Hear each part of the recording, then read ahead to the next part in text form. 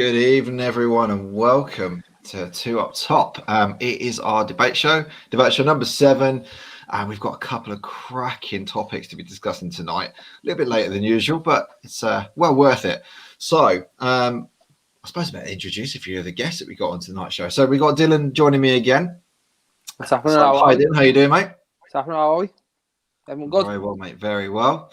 And I've also got Mike, who's come over from the Blue Boys Network, a massive podcasting fan and a big Everton supporter, obviously. So no fights, you two, because I know one side's red, one side's blue. And Listen, you might have to go in the middle here, Steve. I was going to say, you need to separate us. Listen, we both know Spurs have got no backbone, so I can't sit in the middle of anything. So well, you better say that. So, how are you doing, Mike? How are you? It's good to have you on. Yeah, mate, good, brilliant. Yeah, I mean, it's been a busy week. Obviously, we had the build up to the derby, so it was just video after video after video going out on the channel. Looks like we might hit 7K tonight while we're on stream. So I'm sitting there thinking, so if you see me look at my phone and all of a sudden celebrate, then it'd be nice to hit a milestone. We'd have 1,000 subs in a month, which is phenomenal. Yeah, it's great. And obviously we did get lucky against Liverpool the weekend. So it's been a good weekend. Let's say that it's been a good weekend. Well, it has been a good weekend if you're a Liverpool fan. No, it hasn't. Not really, is it? Like, let's be honest. You've lost Van Dijk, Thiago's out, Dylan. It's a bit of a nightmare for you, really, isn't it? Looks like he's had a little injury as well. Yeah, he's out as well. Yeah, from the looks of it, yeah, we had a little message come through before saying Matip looks like he's going to be out. So I don't know what's going to go on this season. And also, I've had an even worse weekend. Celtic got beat by Rangers as well, lads. So yeah, this weekend's been terrible for me. A long time. So, but we'll come back to those later. So, really, the first topic I wanted to kind of go through, we were talking about Everton, and actually, we regularly ask the question on the show, what are Everton? But with everything that's happened over this season, do you know what? I think we need to actually spend some time having a real chat around what has gone on at Everton Football Club. So, I mean, where do we even start? Do we start with Ancelotti and what he's brought into the club? Do we start with Dominic Calvert-Lewin? Yeah. Do we start with, can you sustain this? Where do you want to start? I think first and foremost, because Gav come up with this idea of that what is Everton section, and honestly, I could murder him as an understanding. Yeah, I think for Everton, Everton have had a lot of money now for a long time, and they wasted it. We all know they've spent £500 million on crap. Klassen, Balatti, Sandro, 10.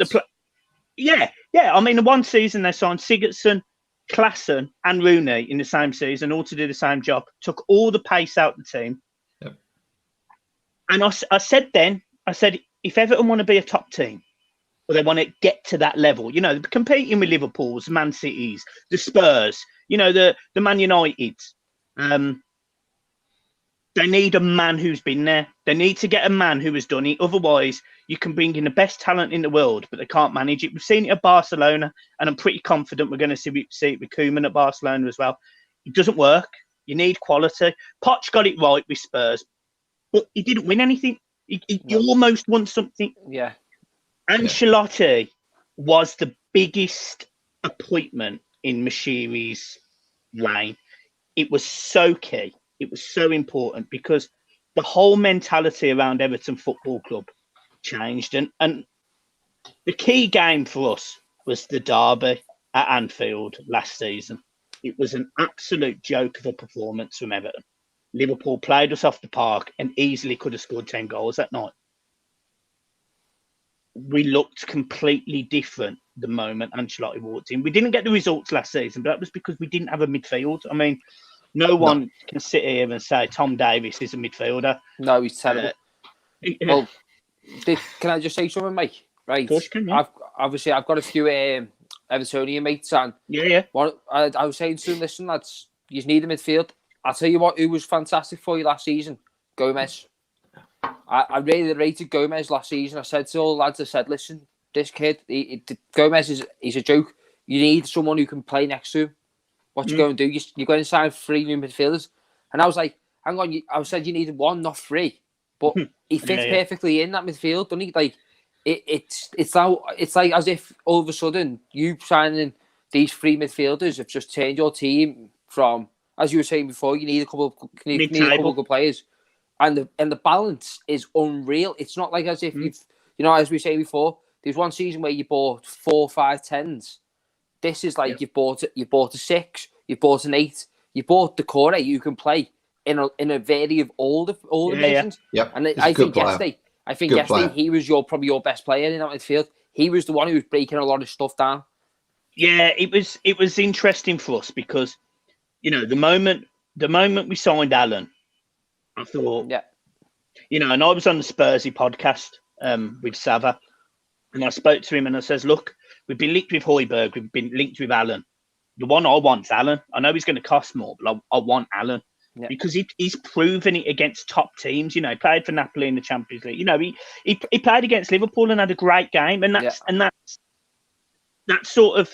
That for us coming in, that grit and that passion, we didn't have that. You're right about Gomez. Gomez has improved. Actually, his worst game of this season was against you lot. Yeah, he didn't turn up yesterday. I would have hauled him off at half time. But the balance has changed for Everton because the midfield, Alan and Decore, shield everything that hits the defence. Defensively, Everton aren't great. Mina's slow. Keane is slow. In the air, they're fine. If you turn them... you hurt us, but they give that extra bit of cover, and then you have the Gomez and Decore who can either carry the ball or release the ball to Rodriguez.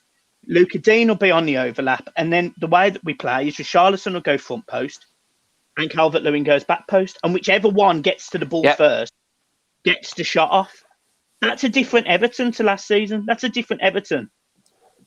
I think it's a different mentality to last season as well, and historically that's been the issue. We never say die now. Yeah, we never say die now. We went into that derby on Saturday as a group of fans that genuinely believed we were favourites for that game. Liverpool had just come off a 7-2 drubbing at Villa. There wasn't. You mentioned it earlier, Dylan, about Van Dijk and the aerial threat of Calvert-Lewin and how we'd nullify it.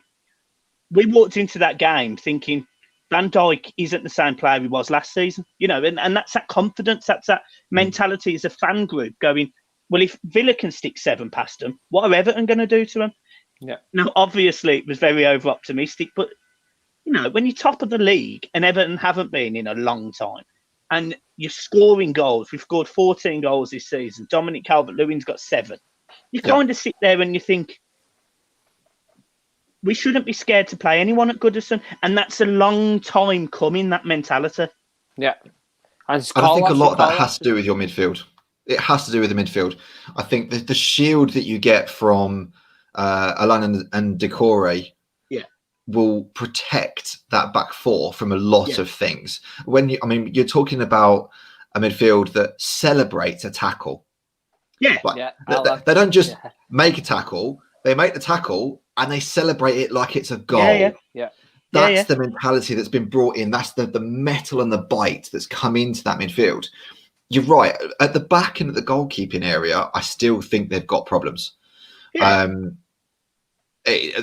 needs to be addressed long term. I don't think that's going to be something that is going to allow them at the minute to break that top 4. I don't think they'll break the top 4. But I don't think that there's no way they're going to be a mid-table club at the minute. No, they're not. No. I think the positive for us this season's been Michael Keane. Michael Keane's been literally a different player to last season. I agree. He really has. Aerially, he's reading the game better. It's unfortunate that he's got Pickford behind him. But then, look, we'll talk about the game, no doubt. Henderson's goal should have stood. And Pickford should have saved it. He bounces off his arm. But he made 2 phenomenal saves before that kept us in the game. He made one where I think it was a free kick. It was Matip header. Yeah, Matip header was, I'm not going to say Gordon Banks style, but it was esque. He got there, he clawed it out. It was a phenomenal, brilliant save. But he's capable of that, Pickford. But he's also capable of losing concentration. I don't think he's got great command of his box. He hasn't. And he makes some rash decisions. His head goes a lot, doesn't it, lads? Can you see this, my mic? He's, I always say, and I hate to say it, he reminds me of Joe Hart. There was no doubt Joe Hart was a talented goalkeeper, but you'd see him in the tunnel slapping his head, getting all like, and you can get over-pumped, over-excited for games, over-eager. The only thing I see with Joe Hart is he was always very vocal, and I don't see that with Pickford. He reminds me of my old goalkeeper, Gomez, Aurelio Gomez. He can pull off a worldie, but the concentration level and the ability to just make a horrendous mistake is too regular for me. For it to be a goalkeeper that's in a top 4, top 6 side. And if Everton wants to take that next step forward, they've got to address the goalkeeper situation. Yeah, as we're talking there, Steve, you know, like Mike, was he playing for yous when he played Newcastle? And I think yous were winning, and then he starts doing all like laughing and all this. Next year you can see it's 2 goals, doesn't he? 93rd minute, we're 2-0 up at home last season. He makes a mistake and he saves the ball on the line, and there's a picture of him with his tongue out like this. Within 2 minutes of that, we're 2-2. And that's concentration. It's concentration. It gets to his head, and you can't. And if he's still a young keeper, I mean, he's still a young keeper in comparison to the ages that keepers, generally have careers in. But if you were talking a keeper that was 21, 22, 23, you'd sort of just rush it off and go, no, that's immaturity. But at his age, as an experienced Premier League goalkeeper, an experienced England international, that's just not acceptable. He's not. Look, I won't come in here and just sit here and just drill Pickford. But everyone on my channel knows I don't rate him. I don't rate him. I didn't rate him last season. I haven't massively rated him since we signed him, because there was all this hype about his distribution at Sunderland. I'm not being funny. If you're Sunderland Football Club when we signed him, they've had 188 shots at them. Of course. He's going to get a few of them. Of course you're going to save some. Of course you're going to look good with your shot and save ratio. Of course you are, because, if they concede 100 goal, he's kept 88 out the net, and everyone remembers the brilliant saves you make.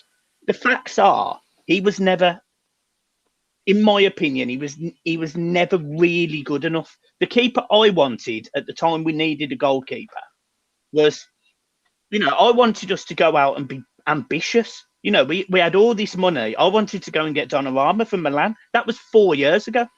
I wanted to see us go out and look, Pickford 2 years ago was the least of our concerns, to be fair. He was playing well. He had a good World Cup with England, or good Euros. He was fine. He was fine. But you're now seeing more and more mistakes. And I genuinely would say there's been a mistake again. Even though the saves that he made against Liverpool on Saturday, some people give him man of the match for. Yeah, because he did actually keep us in the game. He did keep us in the game. If we would have had a goalkeeper who could have made them saves, because look, I think it was the second one. Or not actually. The first one goes straight through Andrew. The first one just goes straight through his hands. Straight through his hands, straight at him. But you're saying there, though, Mike, about the goalkeepers, and when you normally finish bottom of the league, your goalkeeper normally has the best save percentage. Look at Ramsdale last season. He had, I don't think he had one of the best of seasons, but because he was making all these saves, all of a sudden he gets put straight in there. But like we were saying before about managers and that, right? Like when Jurgen came to Liverpool, we felt the love, and I can honestly say, hand on heart now, yous are feeling it, because everyone walks around now, and like the beer Moretti. Now they've all got like Carlos Ancelotti. Instead of Moretti, instead of the guy. Mate, they all wear t-shirts with it on, and I love it, mate, because it's like, you've got great friend, you know what I mean? We're doing this over there, you're doing this, and it's bringing happiness into the city. You know what I mean? It's irrespective of the game on Saturday, and there's been a lot of stuff said on Twitter There's been I made a video on some of the comments, the discussion about the accident, the tackles and whatever, and comparing it to previous and whatever. And look, you can literally sit there all day. Yeah. Liverpool at the minute, in terms of a footballing city, probably up until Saturday, obviously you have lost a few good players, but the facts are it's in a good place. You've got two good managers. You've got two good teams. You've got teams that have managers that want to win, believe in winning. You've got the new stadium turning up as well. We've got the new stadium.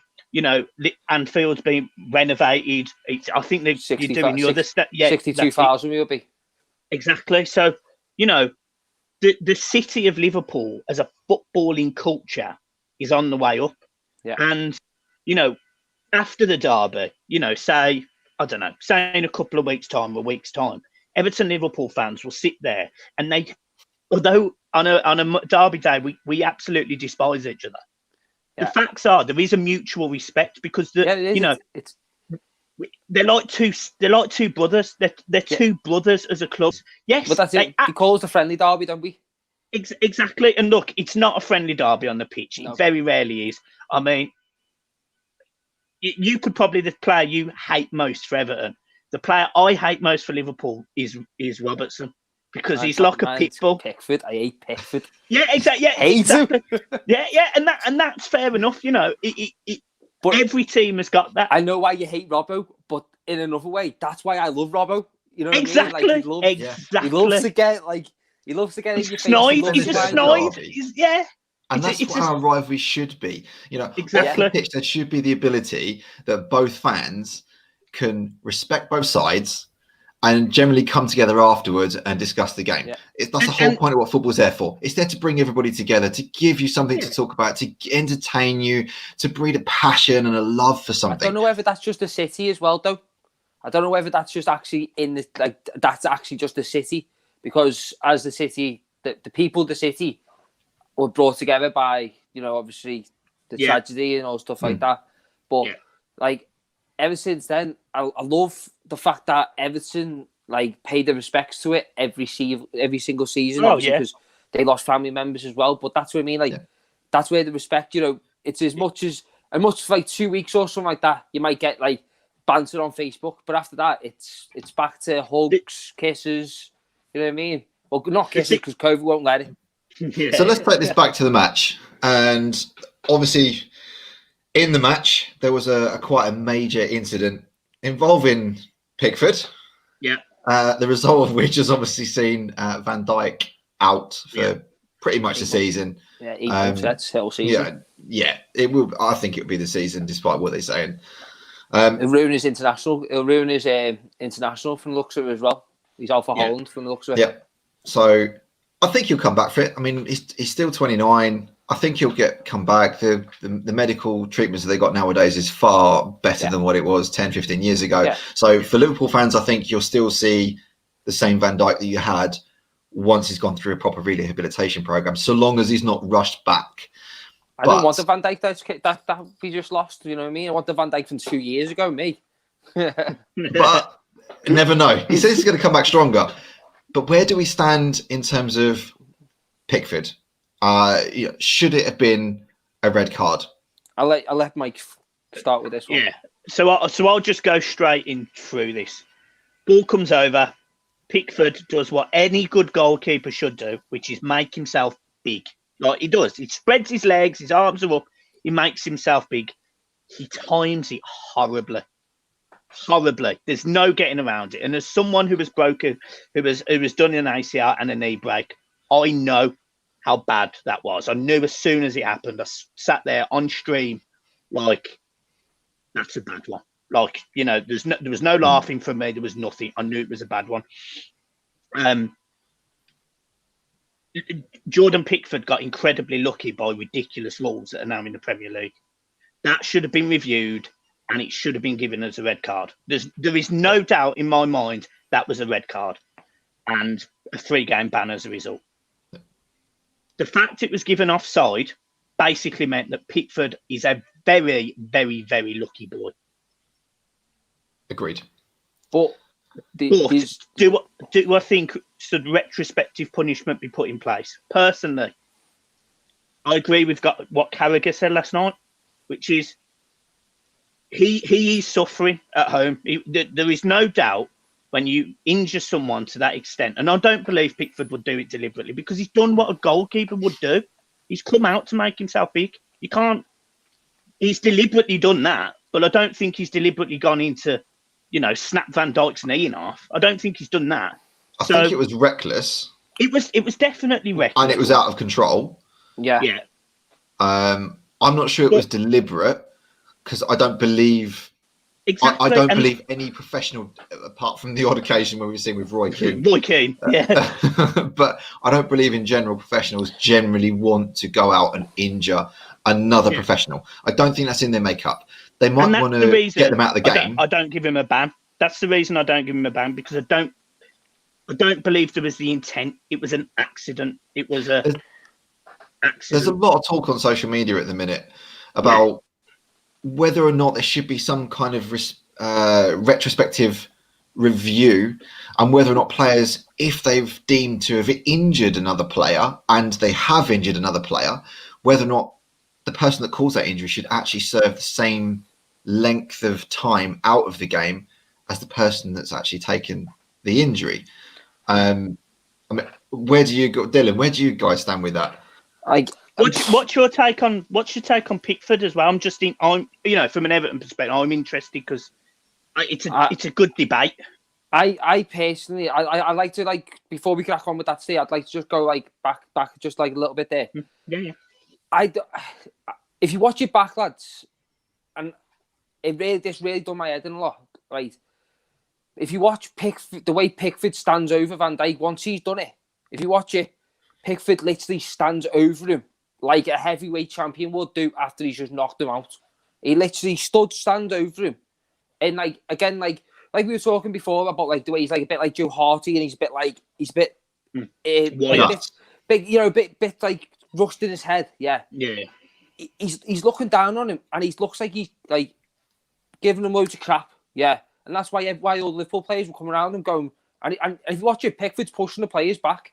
It's as if he's saying I know he hasn't probably gone out to hurt him, but he's gone in there with some intention in my eyes. You don't fly. I've been a goalkeeper, mate. You don't fly in like that. Yeah, unless because one, you don't fly in like that because there's a risk of giving away the penalty. But also, when we're talking about the new rules, United got a penalty after the game, after the final whistle had been blown. But the Van Dijk was not actually blown for offside when Pickford went into him. So Van Dijk had no time to actually slow down or stop. For all Van Dijk knew, Van Dijk was onside because there was no whistle, no flag got put up. He was continuing his run. Next thing you know, Pickford comes out and classes him. So my argument with this is, why has Pickford not been carded? Because say if it was Richarlison one-on-one with the keeper, but he's offside, but because of the new stupid rule, the linesman don't have to put the finger up. They could play on, and Robbo or someone else comes behind him and takes him out. Is that not a red card then? That's the question in my eyes, lads. And I get that. I absolutely agree with that comment. I absolutely agree with that comment. The issue that's different to that is, if you are right, if Richarlison is running in, he's still going to play football. It's still going to go on. They're still going to be running at the same pace, and Robbo's going to take him out, whatever. So I get your I get your point. But even if it's because of the segments of play, isn't it? It's because they've rolled it back to the first section, which is VAR's decision on the offside, and they haven't took it that step further and gone, is that ungentleman conduct, or however they look at it after. So I absolutely agree with that comment, because there's times when players have run, and I think it happens in the game at the weekend on Sunday, when one of the players was offside and ran 35 yards, got a shot off, and then they pulled it back halfway up the pitch. But it was a waste of goes off 15, the corner. 20. But it's the new rules. It's we could have a whole show on have a debate VAR and how the rules make no sense whatsoever. But I think personally it was completely the wrong decision. Whether or not we point the finger at VAR, whether or not we point the finger at the officials, it doesn't matter here and where. For me, it was the wrong decision. It should have been a red card, no doubt about it. Going back to, as I say, the debates that are going around on social media at the minute. So this whole piece of, well, if you've injured a player and he's out for 9 months, you should serve a 9-month ban Prison sentence as well. I mean, it's crazy. It's a crazy proposal, but how? I mean, where would you even draw the line? Because straight away you're going, it doesn't work. Accidentals. What happens if it is accidental? It doesn't work. Son, no disrespect to Son. Everton and Tottenham fans completely disagree with what happened last year with Young-Min Son and Andre Gomez. They completely disagree, just like, football's opinions, isn't it? Everton fans say Son went in with intent. Andre's ankle was facing the wrong way. Tottenham fans go, he's not that type of player. In no way went in with intent. It's exactly the same debate as right now, And I would absolutely say that about Son. He was distraught when we look back at that injury and that red card. That's not a player that goes in there, wants to injure them, and comes out going, yes, job done. Exactly. So it's not fair to hold it against him for the 7 months Gomez was out. Do you get what I mean? And that's And where would you draw the line? Because if you go down those sorts of realms, you're back into interpretation of rules. You can't. Which referee says that was intent versus one that says, well, no, that wasn't intent. That was, it's all back into their interpretation of excessive force and that the player's characteristics and their version of how they interpret the game and the flow of the game. I think you're into a whole new painful world if we go down that road. What I would say from the pizza thing as an Everton fan, and there'll be people that disagree with me, I'll probably get shot down in the comments. I expected Pickford to get a 3-game ban today. I expected him to be given like a retrospective ban of 3 games. That's what I thought. I was surprised that no action was taken. I actually think that he should have had a ban of some type. Carragher said about them going back and what you've just said, and that I don't agree with. But a game, 3 games, a red card now. It was a reckless challenge, and he fully justifies it. And he'll just do it again, though, because I think that was his 3rd or 4th risky challenge he's done just this season. The first one was against Dele Alli, if you remember, Steve. Yeah. Like, he came out, he could have easily broke Dele Alli's leg. Yeah. You know what I mean? And like, this is where it comes. Like, where do you protect the players? At what point do you actually turn around and you have to protect these players when you got keepers like this who are diving out like that and they get nothing, because keepers get looked after nowadays more than anything. But equally, but that's a keeper's job. You've got to dive. You've got to dive at people's feet. I mean, dive with your hands, bro. Dive with your hands. But if I go all the way back, most keepers going back through the early 90s, that's what they were taught to do: dive with their hands. Actually, the one keeper that we praise as being the one that changed how modern goalkeepers were looking, Oliver Kahn. Peter Schmeichel. Oh, yeah. And he never dived. Yeah. He went with his feet. He was big as possible, and he would lead with his feet. Petr Cech, he had his head caved in because he did exactly the same thing. It's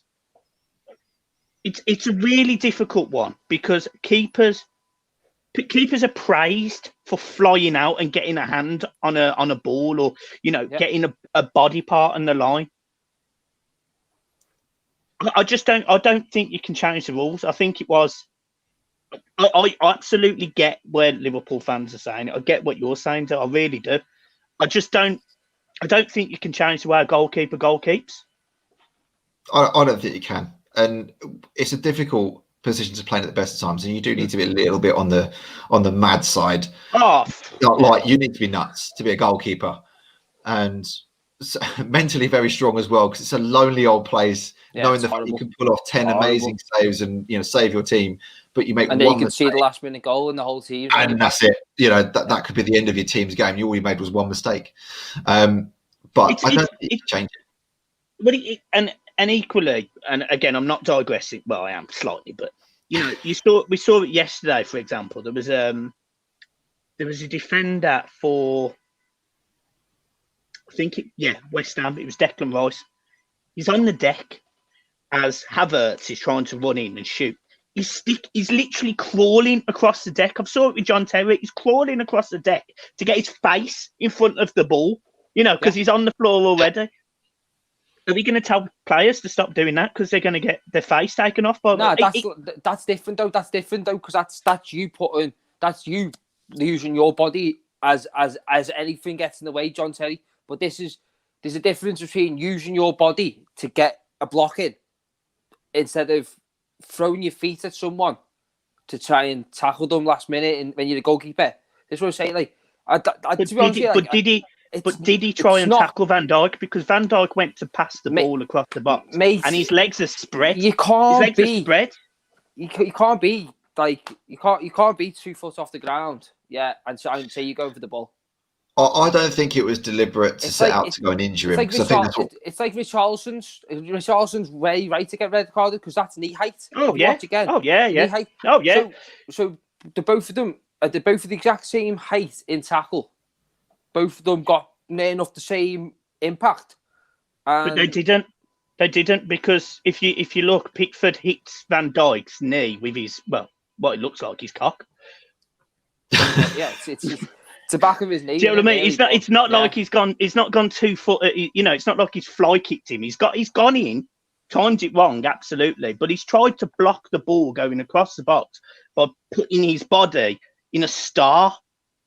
His arms are up, his legs are split, and it's hit him. He's hit his knee is literally poleaxed the middle of his legs like that, right in the middle. I don't think. I mean, we can. I mean, we've talked about this quite a lot so far, and it's fair enough, isn't it? It's a straight red. And it is reckless, and it is over the top, and it was out of control. Did he deliberately go out to go and injure him? No, I don't think he did.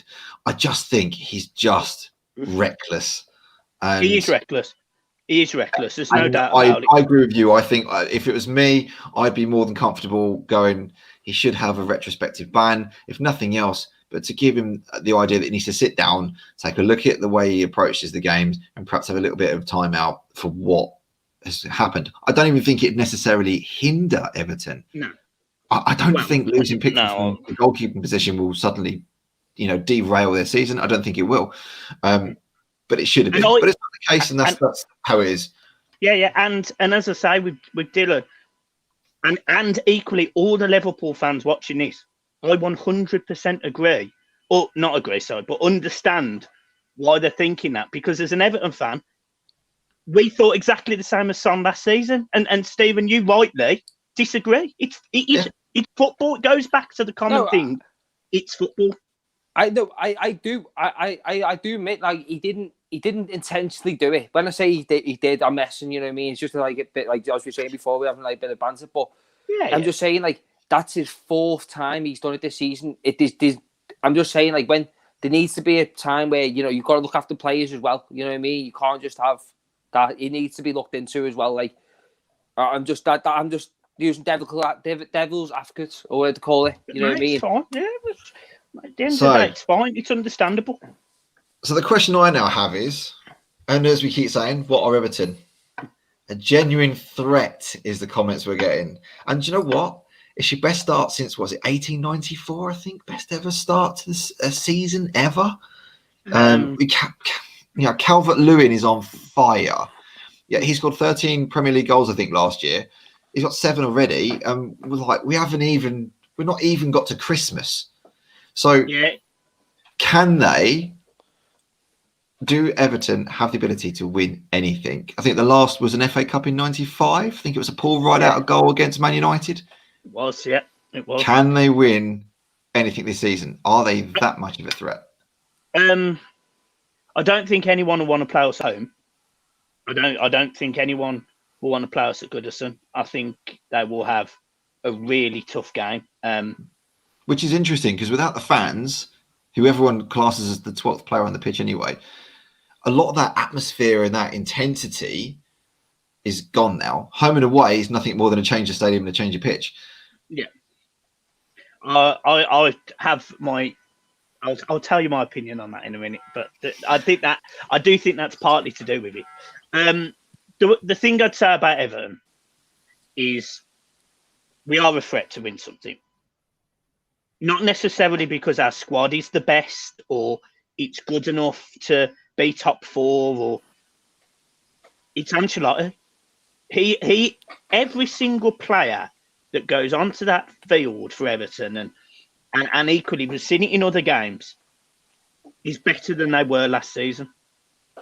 Whether it be Seamus Coleman, who we all thought was finished last season. We all thought he was finished. He got turned a new one against Josh King last game of the season. We lost 4-1 at home to Bournemouth.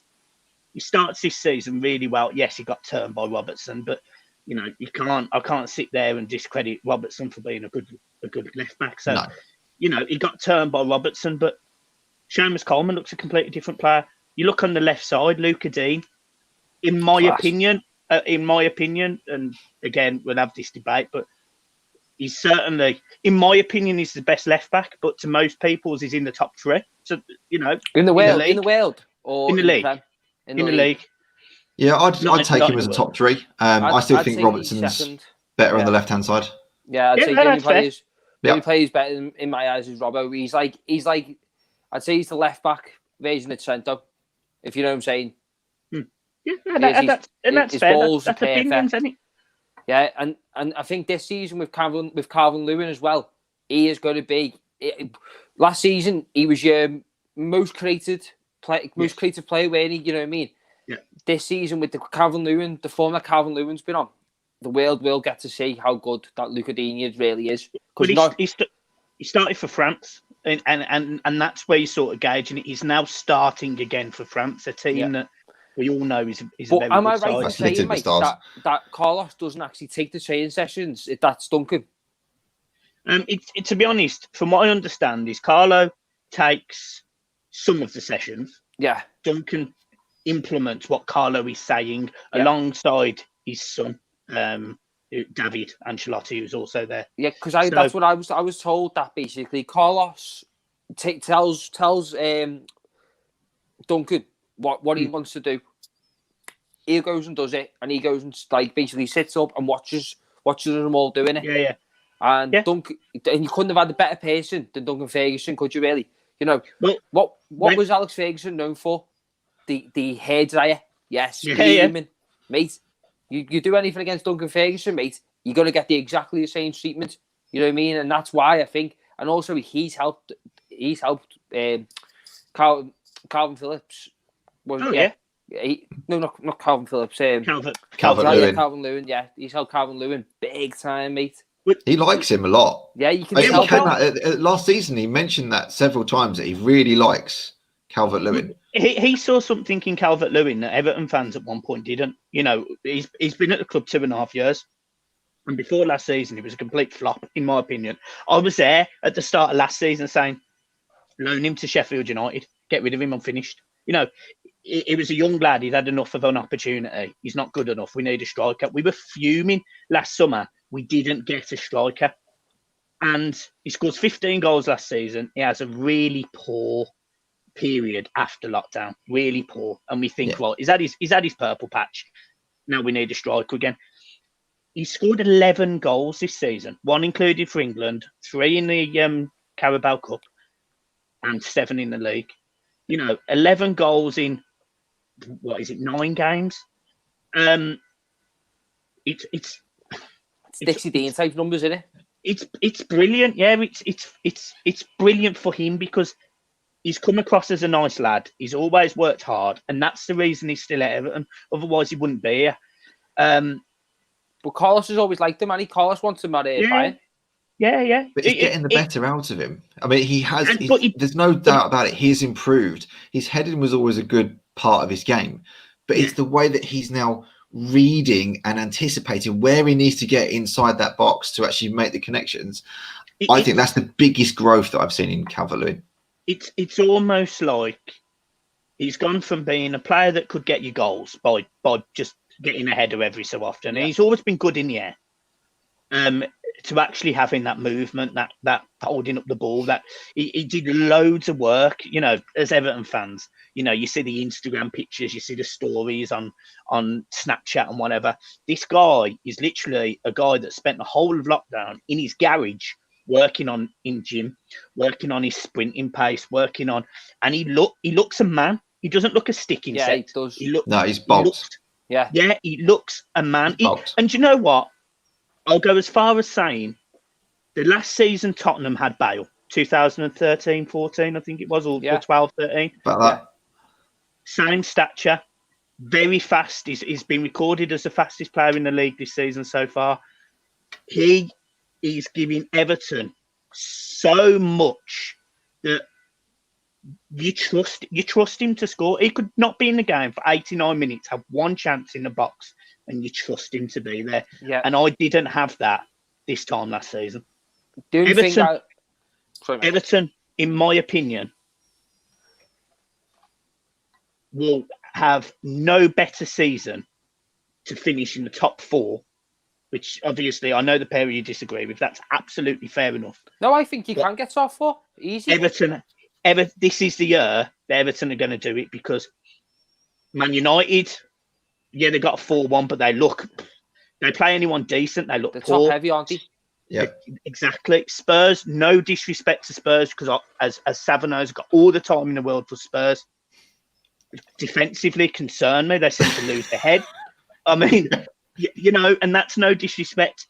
Liverpool, again, look, Liverpool were definitely going to be finished. up there. We're finished. Don't rule this. Were they going to struggle? Were they going to struggle now? And that's not a criticism. I don't think we get a Champions League. I think you'll finish top 4. I think you'll finish top 4. Yeah, you'll finish top 4. I don't think you'll win the league. For me, you've lost the 3 big parts of that team. You've lost your spine. You've lost your spine. Alisson's out for 2 months, right? Yeah. So there's our goalkeeper. Van Dijk's out for 8 months. Thiago's out. We're literally now on bare bones. But you looked good last season without Thiago. Everyone puts us in the same category as City, whereas they go like Laporte. Oh, it's like if Van Dijk's like losing Laporte. It's like we lost Kevin De Bruyne and Laporte, and we haven't got the bench like City. Liverpool last season had a fantastic 11, but they didn't have the depth of squad. What they benefited from was that they were very fortunate to not get any injuries to any of their major key players. And when Salah did get injured, that's when we all saw Mane step up. Yeah. But Bobby hasn't been. Bobby scored 3 goals or 2 goals in 23 appearances. He's not good enough. The stat that scared me about Firmino is the fact that he's not had a shot in what is it, 3 games or something, which for a team like Liverpool, who create numerous opportunities no matter who they play, that would be a worry for me. Yeah, it is. It's a worry. It's been a worry for me since I'd say May last year. I'm not even messing. I went on holiday with my mates in February, and we had an argument for about 3 hours about how Bobby is not good enough. I was the one who was saying, they were all saying, he is, he's good enough. He's not good enough. I think there's a lot more to come from Firmino. I think we're being a bit harsh on him. No. His main game isn't really being the goal scorer. It's being the link man to link the 2 inside forwards together. He's not being the link man anymore. It's like Henderson and Trent Arnold are. I think that's changing. You've only got to look at the likes of, we mentioned Spurs, Harry Kane over at Spurs. He's not operating as high at the pitch as we are. Actually, he's dropping deeper and deeper and deeper and linking the game. I think that's Thomas Muller. New evolution. So I think you'll see probably more of Firmino dropping a little bit deeper and linking the game anyway. So I don't think it's a massive issue.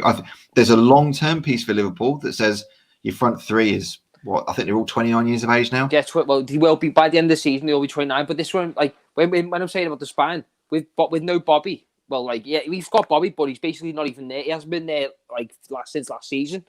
And yet, like Henderson is very due for an injury. Yeah, he's been 3 seasons. Let's not wish it.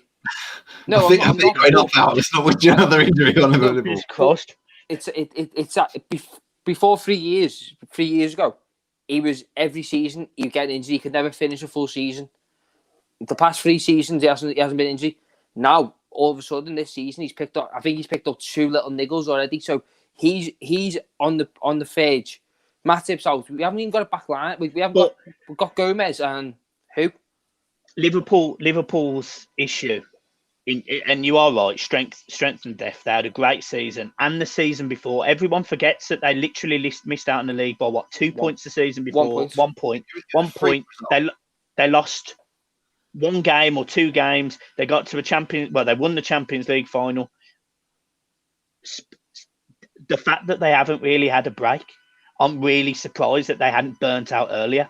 And the players' bodies just can't cope with it. Yes, Van Dijk's injury, Pickford's fault. There's no getting around that.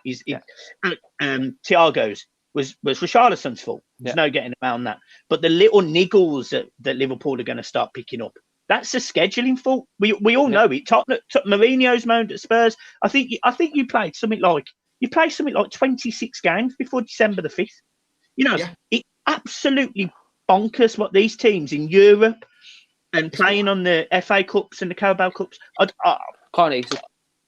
I feel for you, to be honest. I feel for you because you've got so many games in such a short period of time. Oh, it was always going to happen. Was that us or Spurs? That was you lot. I don't know what my tablet's doing. You could argue the same. I think all the teams are going to have the same challenge this year. But that's why Everton. COVID. But that's why Everton will have a good season. Because we haven't got the same issues you lot have.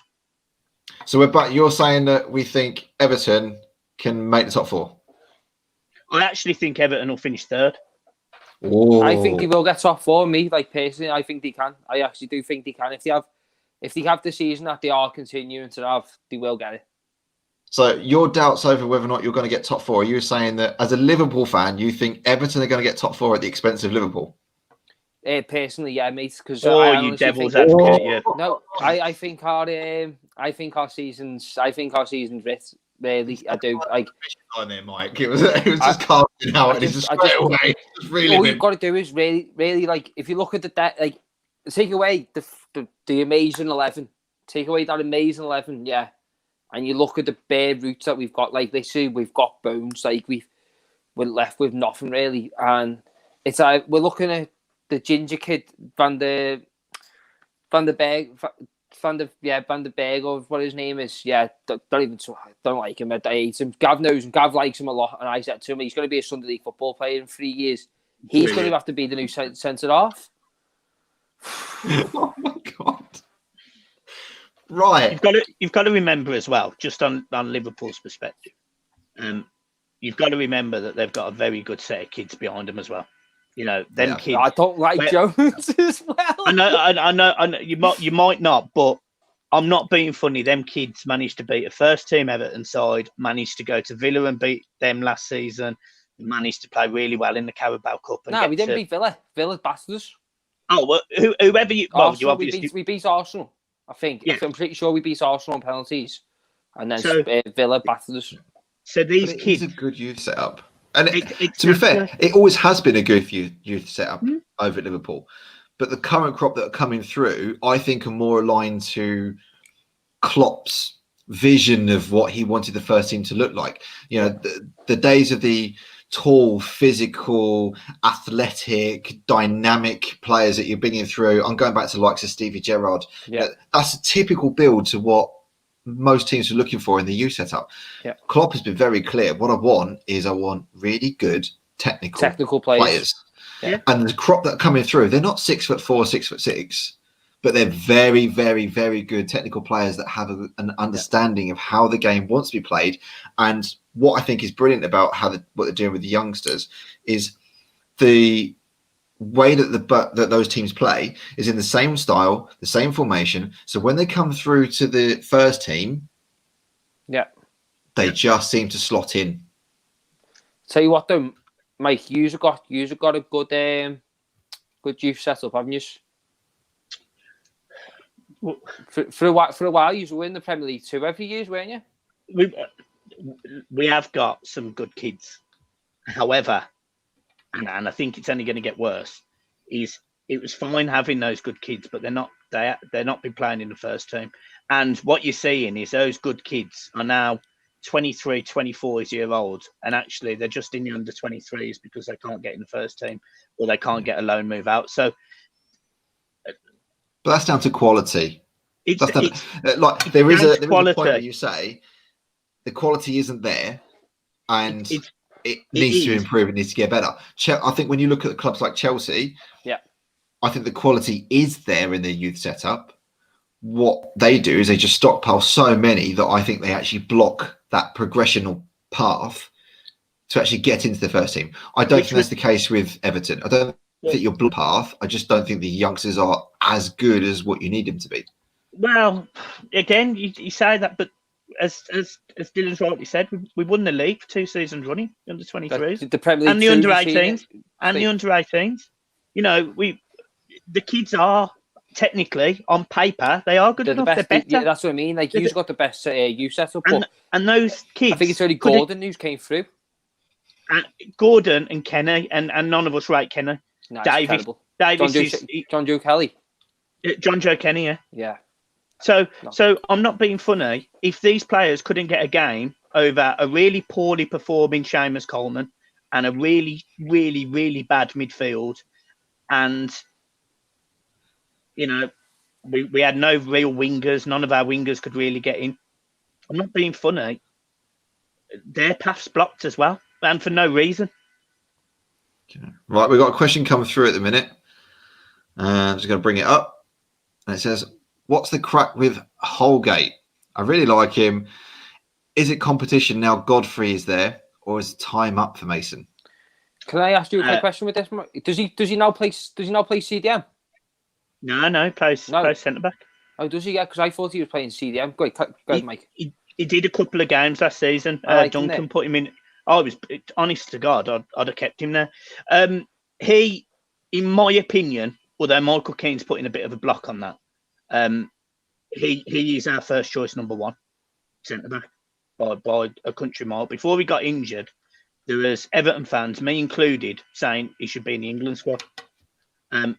He's very good. He's very quick. He's technically gifted. He's calm on the ball. He plays as a good midfield. You know, we all had that conversation a few years ago about John Stones. Could he play midfield because he can pass the ball really well? Holgate can do that without making bad passes and making stupid turns. He's a fantastic passer of the ball. He's fantastic. Exactly. And that's why, in my opinion, Holgate walks straight back into this team over Mina any day of the week. Godfrey's a utility man. He can literally play anywhere across the back 4. He's left-footed and can play right back. He can play in midfield. He's quick. He's strong. He's powerful. I mean, he comes into the Merseyside derby as a really tough time against Mane, and there's times when he's bursting forward and he's shooting from the edge of the box. You know, this is a lad we've just signed from a team that got relegated in Norwich. It's competition. Everton all of a sudden have got a bit of competition in centre. This is why, don't get me wrong, Mina puts the absolute shits up, mate. But if Godfrey starts and Holgate starts, Everton definitely do not concede as many goals, irrespective of Pickford being in goal. Don't get me wrong, Pickford's definitely guilty of a mistake every game. But we'll only concede 1 rather than 2 or 3. Do you not like Yerry Mina at all? No. No. I like Yuri. I like him a lot. I like him like not a lot. I like him a bit. Like I think he does his job very well. Like in his job, he does well. You know what I mean? If the ball is in the air, Mina will win the header. Yeah. If the ball's on the deck and he's on the turn, we saw it with the Mane goal. Ball comes straight across the box. Ball comes straight across the box. He is in the wrong position. He should be standing 3 yards to the left. That ball shouldn't even get to Mane, but it does because he's not there. Keane steps over to try and recover for him. Can't get there. So Mina, positionally, that's his weakness. Do you think Keane's underappreciated? Like in football alone. So like I'm talking with England and all that. Right now, yeah. How Maguire started over Keane for England is a joke. But as an Everton fan, I've got no complaints that he did. But Maguire can't start over Michael Keane at this moment in time. Let me just go get my charger, lads. No worries. Go on. What do you think about it? You got a question. I was going to take us on to defending because we seem to have moved on to that quite nicely. Yeah. And it was one of the topics that we wanted to pick up on today. So, you know, what has happened to the art of defending. There's a lot of goals that have been going in at the minute over in the Premier League. I think there's more goals in the first few games than what I've seen in the beginning of the season. So what has happened? Is it down to the evolution? Is it down to the fact that fullbacks are no longer proper fullbacks anymore? Actually, they are more like wingers, and that there's more width, there's more risk. What has gone on? Well, it's funny you should say that, because that just made me laugh a little bit inside, because you're saying there about like fullbacks actually being fullbacks and getting forward and not actually coming back anymore. There was one point where Liverpool's back four at one point, Steve. Yeah, Liverpool had Hippier, Carragher, Scale, and Agger. That was our back four. They're never going anywhere. 4 centre backs, and you know what I mean. Never going as anywhere. You say now, but like, I think a lot of tactics, a lot of players, a lot of teams are trying to play with this high line and like trying to keep the team boxed in with in their own area. I don't really think that them tactics really work with the fullbacks that we've got now. Plus, also, I think do you remember you were saying before about the 11th man? That not having the fans in the stadium. 12th man. The 12th man, yeah, the 12th man. It's like you can play with 10 men if you want. I don't mind. Yeah. But no, it's like they said, like, with no fans in the stadium, it really does feel like there's no pressure to so you can go to a stadium and you haven't got all these fans, so you feel like, yes, and we it's more like a training session with no fans, really, isn't it? You know what I mean? It's a bit like Sunday League football. You haven't got the pressure of, and also the referee doesn't have the pressure as well, does he? With like the fans and stuff like that. All these little tiny things, they make a big factor into the bigger picture. Yeah. It's funny you should say about the pressure and the fans, because that was one of the things that I picked up with the Amazon documentary, which was, I think it was Mourinho. No, it was the players. It was Lucas Moura was actually saying that without the fans in the stadium, they actually feel more accountable because they can hear the directions and the accountability being passed down to them from the managers on the sidelines. So I don't know. I think it's kind of swings and roundabouts, because on one side we're saying that you haven't got the fans in there, you've not got the energy, you've not got the feed that it gives you, that really does give a lift to the team, and maybe that extra 10% when they're feeling tired and getting towards the end of a game, that adds that competitive edge to them. Yeah. But equally, they can actually now hear the backroom staff and the management teams and the coaches holding them to account every time they make a mistake. But going back to the whole defending piece, it might just bring you back into this again. The question that I asked was, where has the art of defending gone? Is it down to the evolution of the formations, the fact that fullbacks are no longer defensive fullbacks, they're actually more like wingers now? Is it that there's more width, more risk? We're seeing far more goals than what we've probably seen in any other Premier League season this early. Yeah. Why? Is it VAR? Is it the rules over the handball situation and offsides? What is it? I've got one more thing as well after you, Mike. Yeah, so for me, always send more goals. Where's the art of defending? To be honest, it's a really difficult thing to answer, because fans not in the stadium has a massive part, which you've just said. The fact that technically players can hear the managers absolutely means something. The fact that fans don't put pressure on teams because they physically can't. They're not there. They can't hear us to defend better, to head that ball, to stop that cross. You always hear it in fans, in stadiums. Move over, get over to him. It's your man. Blah blah blah. You always hear it. You always so players get nervous. They, and you'll see it time and time again that the big teams, there's very often low-scoring games because they're both too nervous to sort of attack each other, because they, you don't have that now because the fans aren't on their back. But another thing is, you are right, the left back and the right back are wingers. They are wingers, and your centre midfielder, most teams play with some form of defensive midfielder. And I think this stems back to Klopp. I think he was the first one to sort of break that Guardiola style of pass, and hurt you. Klopp went in and went, well, I'm not going to have a fabulous midfield. I'm not going to have a. I'm not going to have midfield. Exactly. I'm going to have a midfield with people who simply win the ball and pass it forward. And they've adapted. Fabinho coming. And yeah, and at first, really wasn't asked about him. Look how good he is now. You know, Jordan Henderson, as an Everton fan, I hate saying it, but he's all of a sudden, he's got the ability to pick up a ball and beat three people and pass it on. We didn't have that before. Yeah. So all of a sudden, the midfield positions, actually, with Allen and Decore, for example, with Everton, it's very easy to explain. Coleman and Dean go up the pitch, and those two split to cover their positions. So the transition ends up being a 5-4-1 or a 4-4-3, 4-3-3, sorry. So the transition's different, but we're seeing it that teams are learning to overload. So when a team is in transition, they're getting loads of players forward. You know, Henderson, Fabinho were literally camped on the edge of Everton's box at times, with Mane, Firmino, and Salah pulling the strings just in front of them. So if that ball come out to them, there was that shot coming back in. You know, Salah did it as well on their second goal. Ball comes out just on the edge of the box, and Salah's there, one touch, goal. You know, players are taking more risks, defenders are taking more risks, and teams are more open.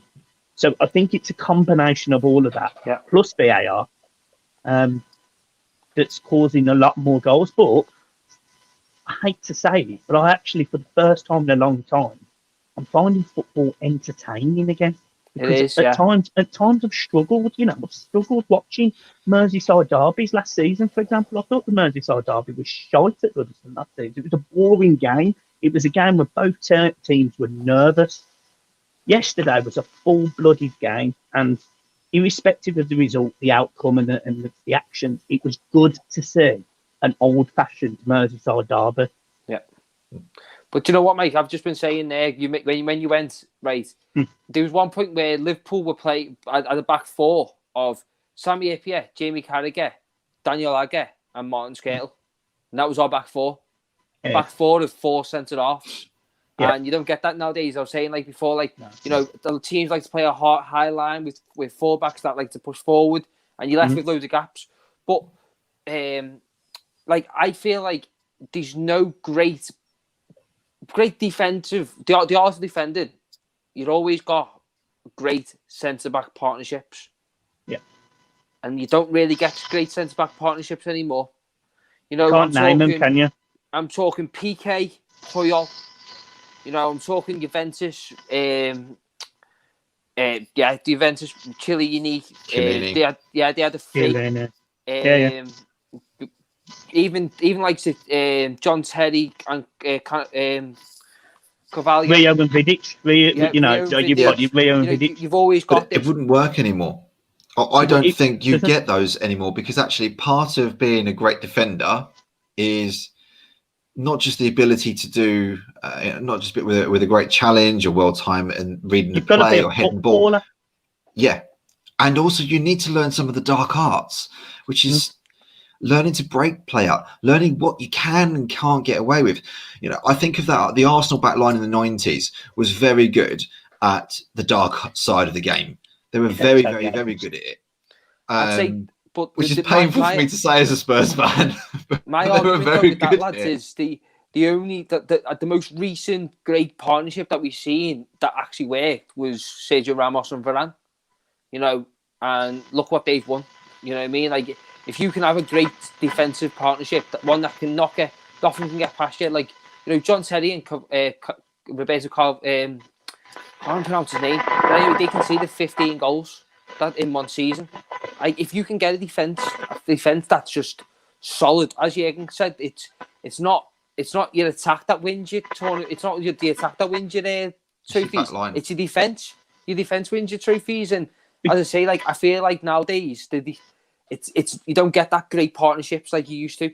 You know what I mean? Are defenders defenders anymore, or actually are they just defensive midfielders that are not quite good enough to play defensive midfield? Is that what they are? You know, Liverpool were experimenting with Fabinho dropping in. Man City have done it when they were bringing through. Fernandinho. Yeah, they had Fernandinho, didn't he, play in there? We've done it with Holgate. Yeah. It's a great question, that, Steve. By the way, that's a fantastic question, that. You're welcome. No, because it is, in a way. Like, you know, because Ramos has been playing since the 90s and that, and he's so early 90s, so he was in that, and the same with Gerard Piqué. Piqué was in that era of where, you know, it was fight first and then play.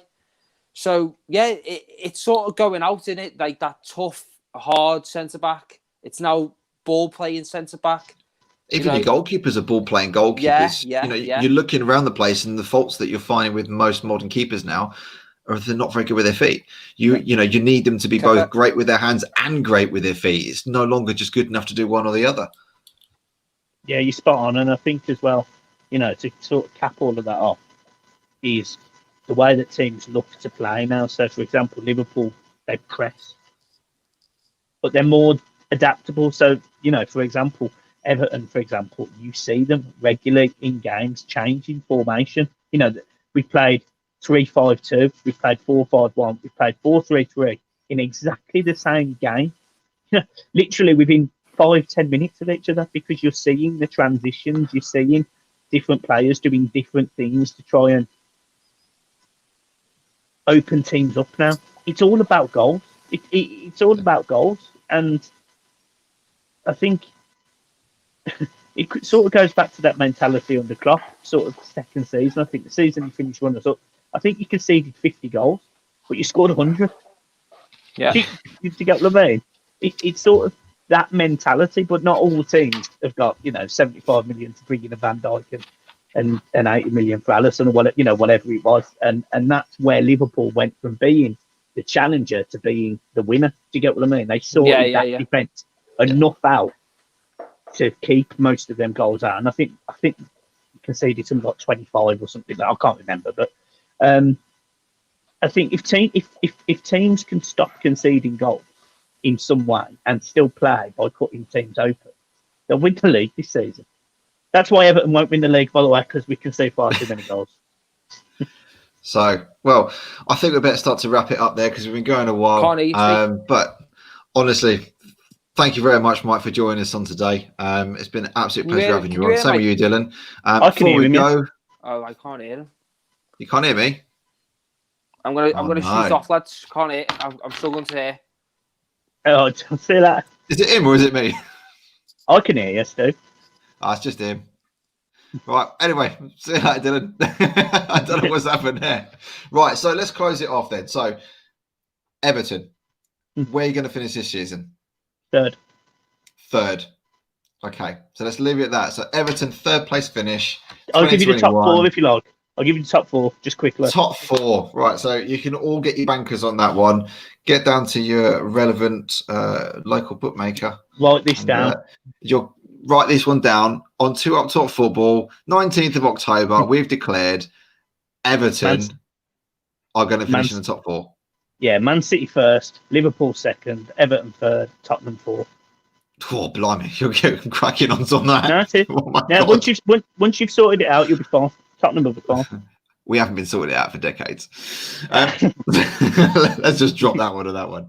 Anyway, thank you very much for your time again, Mike. And don't forget, for everyone that's watching in at home, you can catch us again back on YouTube, all forms of social media, Spotify. On YouTube, you can get us on youtube.com/2 Up Top Football. You can catch us on Facebook, and we will be back very shortly on Thursday to bring you 5 in midfield. Most likely going to be with myself and Dylan again, because Gaz Mack is having a wee break.